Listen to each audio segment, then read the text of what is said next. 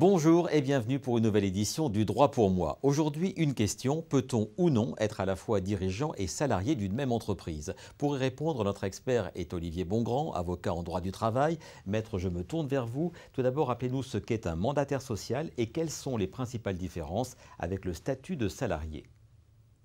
Le mandataire social est le représentant de la société dans tous les actes liés à la gestion de l'entreprise. Il est responsable devant les actionnaires, les partenaires et la loi, et tout particulièrement dans la gestion des ressources humaines. Le mandataire social n'est pas soumis au droit du travail. Il ne bénéficie pas de l'assurance chômage et est révocable à tout moment. A l'inverse, le salarié bénéficie des avantages et de la protection du droit du travail.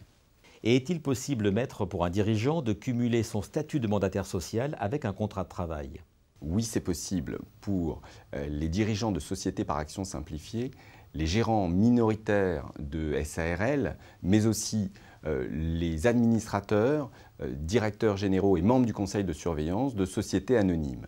Mais attention, ce cumul est possible sous réserve que les missions confiées dans le cadre du contrat de travail soient bien distinctes du mandat. À cela s'ajoutent 3 conditions. Tout d'abord, le contrat de travail du dirigeant ne doit pas être fictif. En clair, il doit réellement exercer son activité en qualité de salarié. Ensuite, le contrat doit être exercé dans un lien de subordination suffisant. Et enfin, il doit percevoir une rémunération distincte au titre de son contrat de travail. Et y a-t-il des situations dans lesquelles ce cumul n'est pas possible?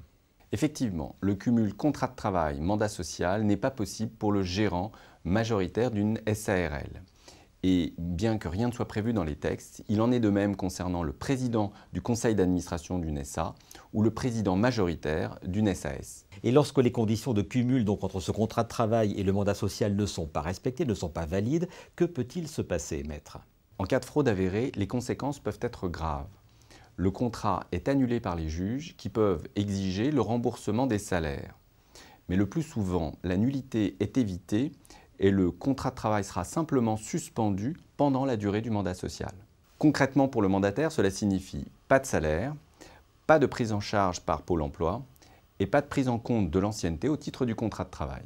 D'où l'intérêt, on le répète à chaque fois, d'avoir recours au conseil d'un expert. Maître Bongrand, je vous remercie. Tous ces conseils et bien d'autres, vous les retrouvez sur ledroitpourmoi.fr.